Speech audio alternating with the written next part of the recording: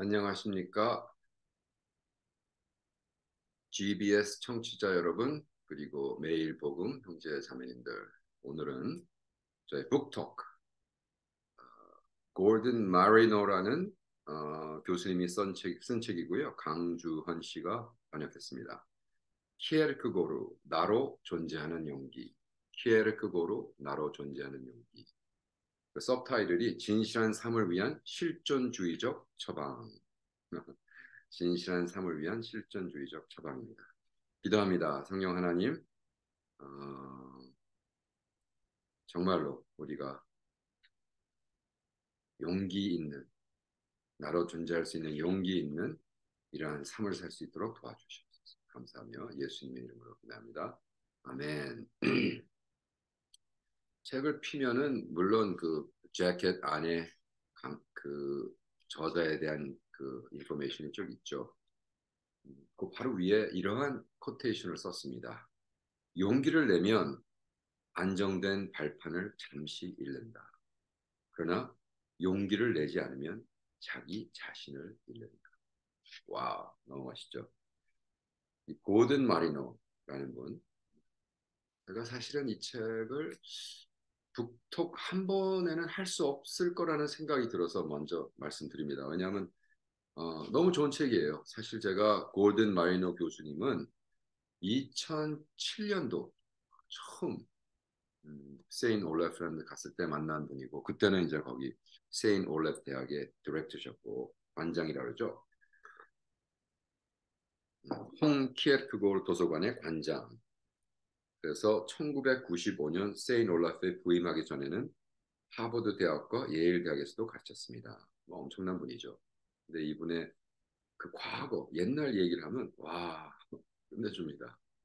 왜 이 사람이 용기에 대해서 이렇게 쓰고 있는가. 그리고 평생 키에르크고르를 연구하고 딱 실존주의자로 진실한 삶을 살 수 있는 처방. 이제 키에르크고르에서 나로 존재하는 용기. 와, 아주 뭐 타이틀부터 아주 타이트하고 완벽합니다. 고든 마이어는 누구셨냐면 경찰서를 드나드는 불량 학생이었다. 미식 축구와 야구에서 두각을 나타내 대학교에 들어갔지만 술과 마약에 열을 올리며 강의실보다는 권투체육관에서 땀을 흘렸다. 심각한 약물 중독자였고 졸업이 다가왔지만 무엇을 해야 할지 몰랐다. 온갖 직업을 전전하며 살다가 철학과 대학원에 진학했다. 첫 수업이 안겨준 열패감에 수업이 끝나고 자퇴서를 제출했다. 그 뒤로 우울증과 자살 충동에 시달렸다. 심려 치료 약속 시간보다 먼저 도착해 들어간 카페 겸 중고 서점에서 키에크고르를 만났고 차분하면서 조금도 꾸밈이 없는 진실한 글에 마음을 뺏겨 그 책을 아주 자연스럽게 외투 속에 감추고 나왔다. 그리고 그날 밤 키에크고르를 다시 읽었다. 와. 골든 마이너는 현재 미네소타주 노스필드에 있는 세인트 올라프 칼리지의 철학 교수이다. 부설 기관이자 케르크 연구소의 세계적인 중심인 홍 케르크 도서관의 관장이기도 하다. 그래서 책을 여러 개를 썼습니다. 우리 시대의 케르크라는 책도 썼고 케임브리지판 케르크 안에서 동동 편집했고 실존주의란 무엇인가, 윤리란 무엇인가 기억하고 싶은 케르크의 명언들을 편찬했다. 대단한 분이죠. 그래서 실존주의자의 생존 지침서. 왜 이 저자가 영어 거를 그대로 안 했는지 솔직히 저는 이해 못하겠어요. 예. 키에르크고르 나로 존재하는 용기 그거는 이제 해석이죠. 근데 사실 Existentialist Survival Guide라는 건 실존자의 생존 지침서, 가시계 시대에 진실하게 살아가는 법, 이것이 이제 영어 타이틀입니다. 어, 실존주의자의 생존 지침서, 가시계 시대에 진실하게 살아가는 법이라고 나중에 중간에 설명이 나옵니다. 이 책은 2018년도에 커피라이트, 2018년도에 커피라이트 됐고 2019년도에 했습니다. 제가 올해 7월 달인가 갔었을 때, 그렇네요. 7월 달에 세인 올레 가서 다행히 은퇴하시고 지금 몸이 불편하세요. 강아지 끌고 세인 올레 오피스에 와서 제가 악수하면서 인사를 드리면서 아이고 교수님 제가 2007년도에 뵀었는데 그때 당시는 그 큐레이터가 룬이라는 독일 여자였는데 제가 룬과 같이 하면서 작업을 하면서 제가 코리안 큐레이터로 임명을 받았거든요. 물론 honor이죠, honorary. 그래서 참 그래도 솔직히 제가 언제 이분을 다시 보겠어요. 아마 돌아가시기 전에 못 볼 것 같지만 그래서 골든 마이너. 그래서 제가 이 책을 딱 이번에 한국에 와서 어, 한국에 있는 그 교보문고, 강남에 있는 교보문고, 이제 동양에서 제일 크다는 북스토어죠. 몇 층으로 이루어져 있고 거기 들어가서 교보문고에 있는 키어크거드 단어가 들어간 책을 거의 10권을 다 싹쓸이해 왔는데 그때 이제 제가 가져왔는데 와 너무너무나 저는 이 책을 읽으면서 행복했습니다. 왜? 마이너 교수가 이렇게 자기의 간증을 이분은 철학적인 걸 갖고 철학적인 이슈를 다루긴 하지만 자기의 간증을 쫙 넣어가지고 내가 야 이런 책을 정말 한번 써보면 좋겠다 나도. 그래서 키어크가드가 나의 삶에 끼친 영향에 대해서 그거를 철학적인 거로 접근하지 않고 간증으로 했습니다. 그래서 더욱이 딱 쓰자마자 번역한다 그러니까 한국의 독자들에게 서문을 썼습니다. 어, 이 책에서 확인하겠지만 하면서 키어크거드는 심리치료사가 아니지만 우리에게 내적인 삶에 성찰하는 강력한 방법을 알려준다.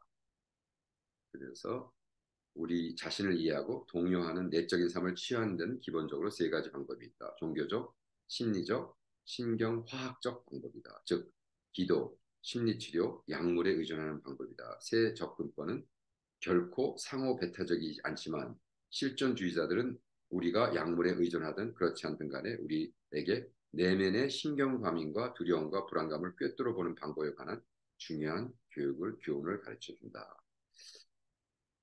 교수다운 발언이죠. 네. 근데 저는 물론 저는 될 수 있으면 약을 먹지 마라. 종교적, 심리적, 내가 종교적 그래서 세분화, 삼분화 하지 않아도 약을 안 먹는 것이 가장 좋은 방법이죠. 그죠? 자, 키르크고의 주된 저서들은 거의 빠짐없이 한국어로 번역되었지만 그래서 내가 아이고 여긴 또 제가 솔직히 그때 저한테 컨설팅을 좀 했으면 말도 안 되는 소리. 키어크거드의 30책, 32권 중에 한국말로 그 원서가 된 거는 6권? 7권? 많아야 6권, 7권. 그것도 아주 오래전에 됐고.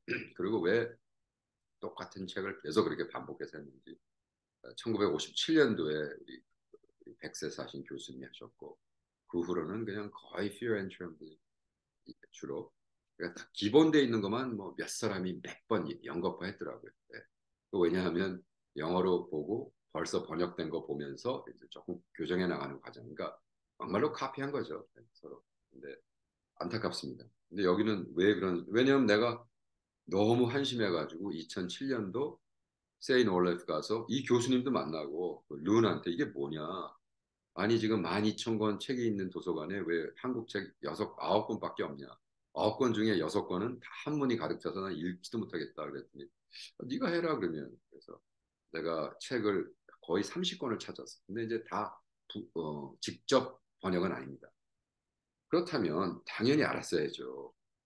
자기네 도서관에. 어쨌든 좀 섭섭하지만 여기 또 너무 재미난 게 핵심 사상은 아시아의 전통적인 철학과 종교에서도 거의 그대로 찾을 수 있다. 그래서 막 너무나 그 한국 사회, 한국 그 문화를 그냥 부처님의 가르침과 퀴어크의 가르침이 뭐 비슷한 점이 많다 이렇게 자꾸. 그러니까 이제 할 수 없죠. 한국을 이해를 못하고 한국 철학이 꼭 그렇지 않다는 거. 그래서 그래도 어쨌든 고맙죠. 왜냐하면 키에크의 세상을 버리면이라는 거를 부처와 비슷하다. 두 현인의 가르침에 따르면 우리는 다른 기준, 즉 우리가 어떤 유형의 사람이 되었는가를 기준으로 삼아야 한다. 정직한 사람인가, 충직한 사람인가, 실존의 근원적인 문제를 마음속 깊이 묵상해 보라고 권하며 나 자신도 이에 대한 묵상을 게을리하지 않는다.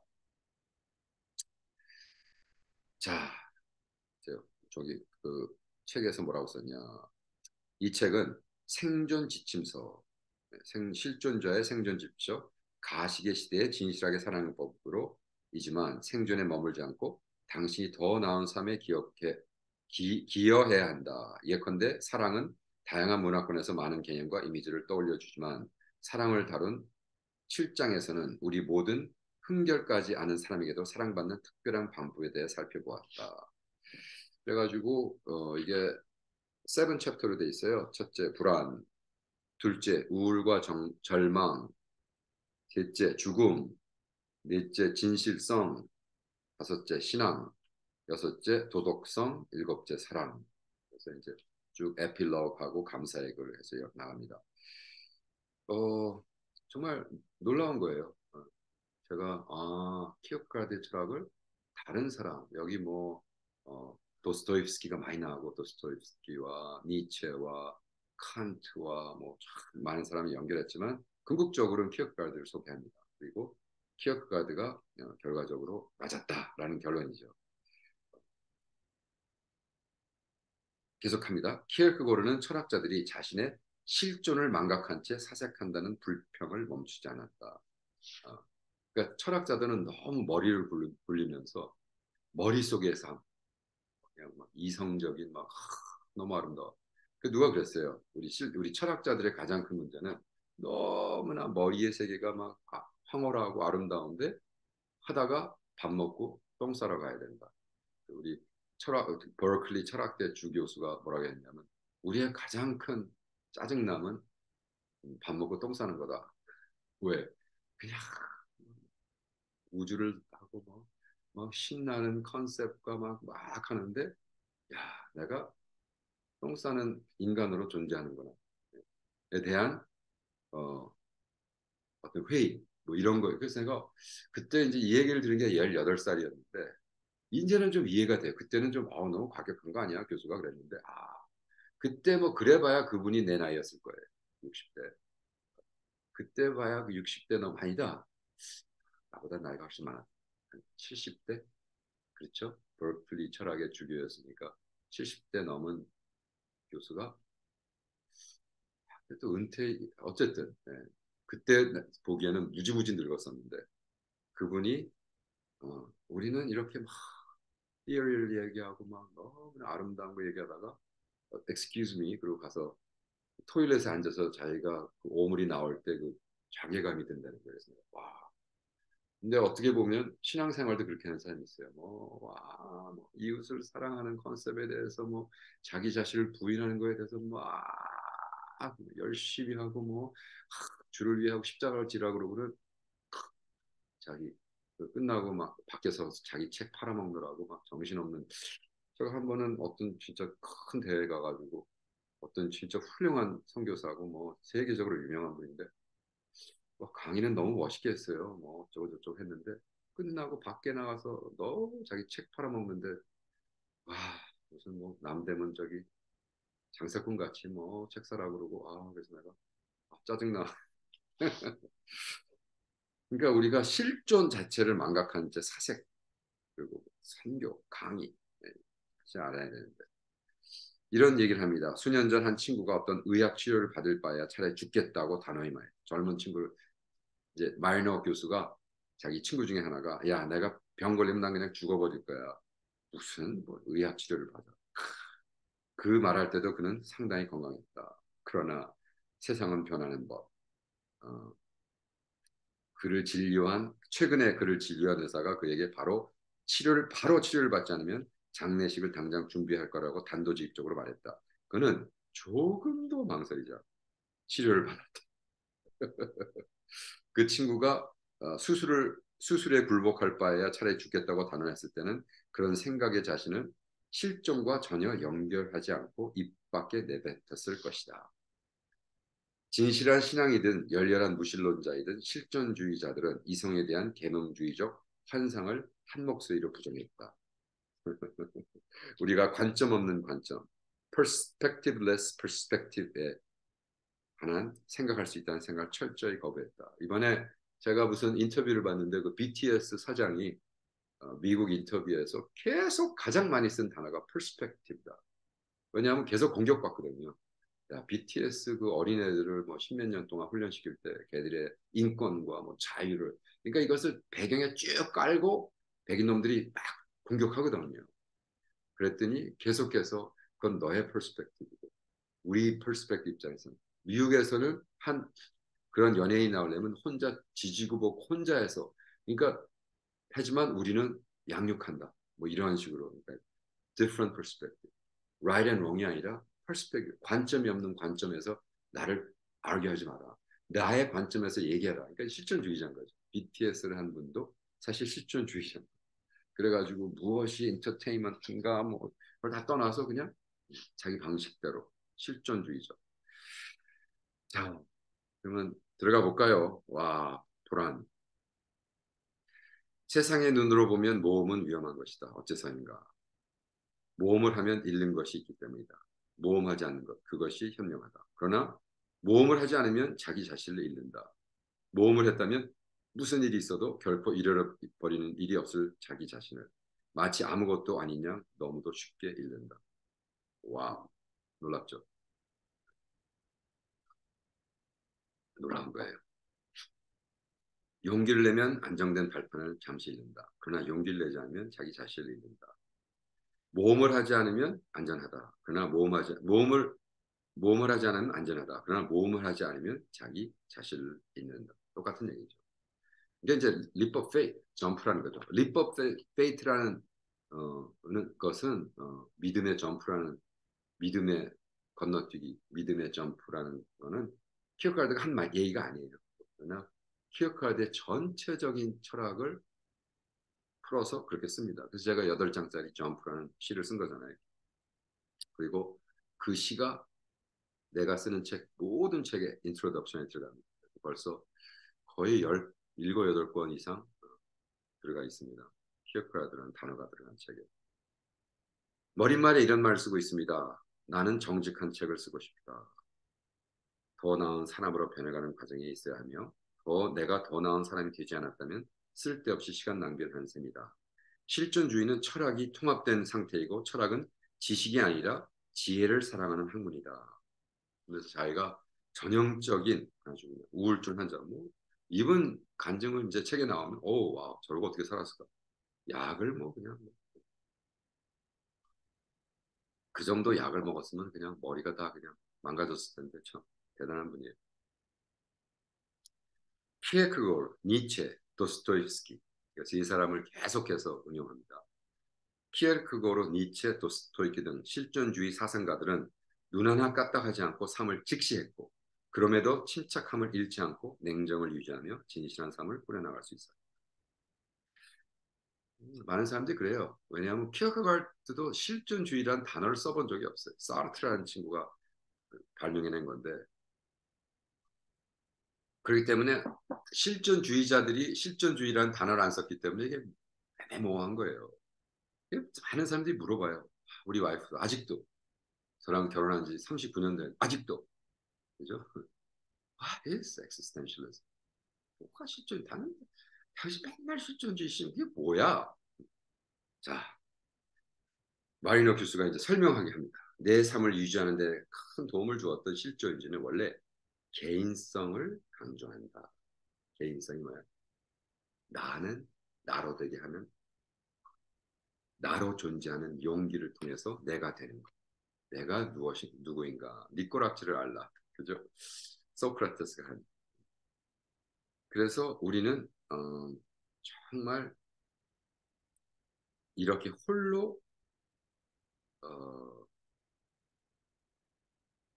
서야 되는 것. 그래서 이것에 이제 설명에 쭉 합니다. 실존주의자들은 고민에 빠뜨리며 머리를 극적이 한는 많은 나라들이 자기네들 국민 국가, 자기네들 네이션 스테이트가 나오면서 서로 전쟁을 일고 1차 대전, 2차 대전 엄청나게 그죠? 그래서 검증할 수 없는 명제는 생각할 가치도 없다는 신념으로 시작된 철학 사상이다. 이렇게 회의적이고 뭐 인간은 어떻게 해요? 인간은 아름답고 인간은 사랑이고 하다가 서로 막 동물들처럼 동물보다도 더 잔인하게 서로를 죽이고 하니까 철학이 어느 쪽으로 흘리기 시작했냐면 그러면 분석 철학이 대세였어요. 논리 심증주의, logical positivism라고 해요. logical positivism은 뭐냐면 루돌프 카르나라는 분이 중심으로 1970년도 중심으로 오스트리아에서 검증할 수 없는 명제는 생각할 가치도 없다. 논리와 구조와 명료성을 광적으로 강조한 학문, 형식 논리학, 포멀 라직의 발달도 이 냉철한 철학, 즉 분석 철학에서 활약과 자극을 받았고, 저 같은 경우도 86년도에 대학을 갔더니 어, symbolic logic, linguistic logic 뭐 이런 거를 가르치는 거예요. 그래서 소크라테스가 쓴 글을 심발릭 라직으로 바꿔가지고 다 해석을 하는 거예요. 야, 이게 말이 안 되는 거죠.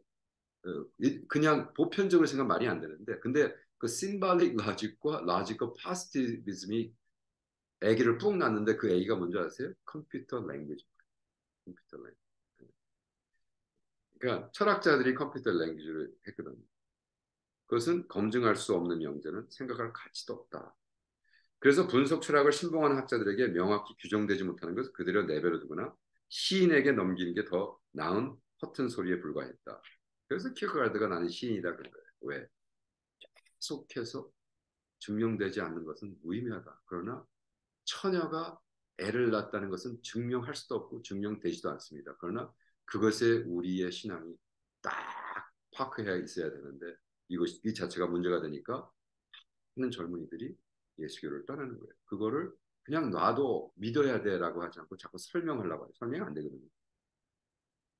자아는 자기 자신과 관계하는 관계이다. 달리 말하면 관계가 그 자신과 관계를 맺는 관계에 있는 것이 자아이다.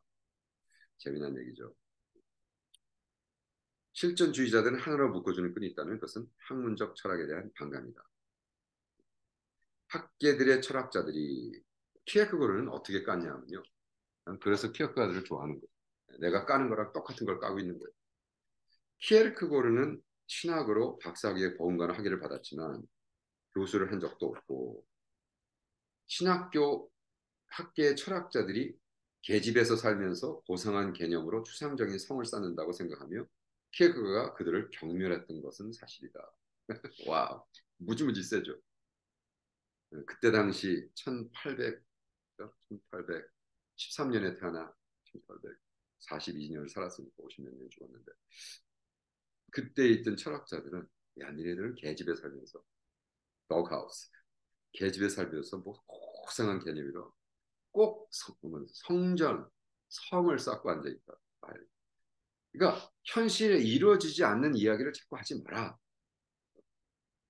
그래서 같은 맥락으로 장폴 사르트, 시몬 보르와, 알베르 카무, 프레드릭 니체 같은 경우에는 손에 분필을 든 교수를 용기와 창의력이 부족한 사람들이라고 꾸짖으며 개념을 미래화하는 사람들이라고 모욕을 퍼부었다. 그러니까 프레드릭 니치도 그때 당시에 교수들에게 얼마나 욕을 했는지 용기와 창의력이 부족한 사람. 용감은 한데 크리에이티비티가 하나도 없고 개념을 미화하는 사람들. 아는 것도 없으면서 죽은 인포메이션, 미라 같은 인포메이션을 팔아먹고 걸어 장사하고 생활하는 사람이다. 후설에 우리 키르케가르드의 열렬한 추종자였던 사르트르는 전통적 의미에서 철학자인 동시에 픽션 작가, 즉 소설가예요.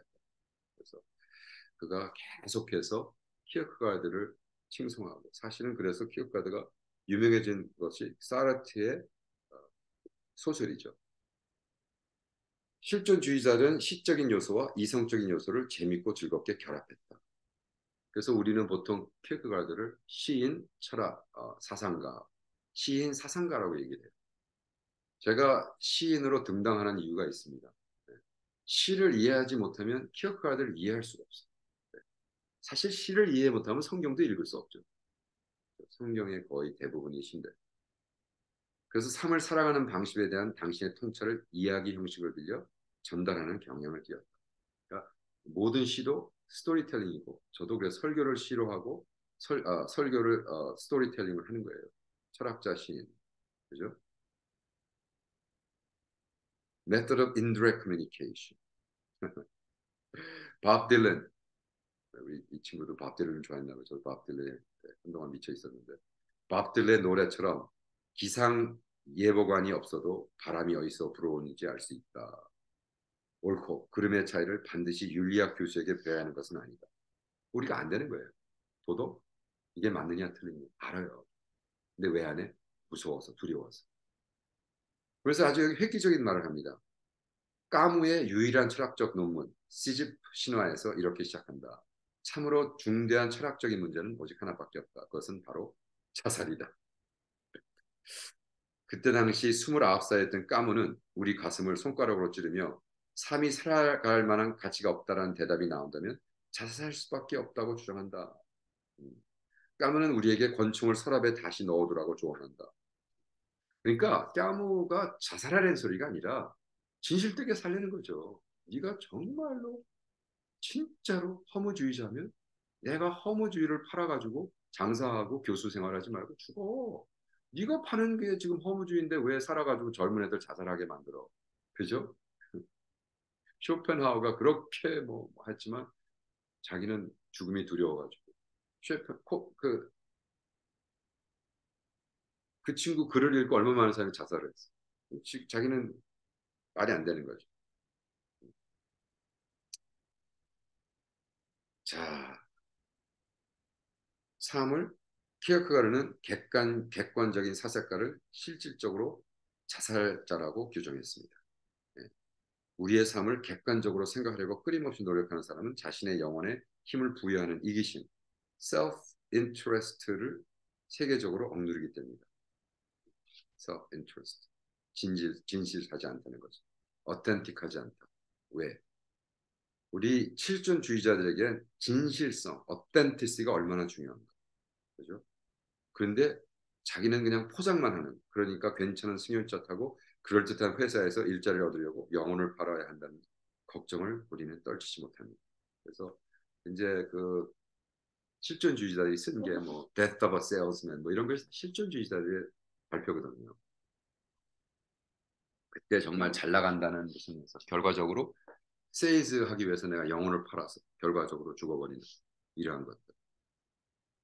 음, 와 이거 뭐 너무나 좋은 것이 많아서 저는 정말로 강추합니다.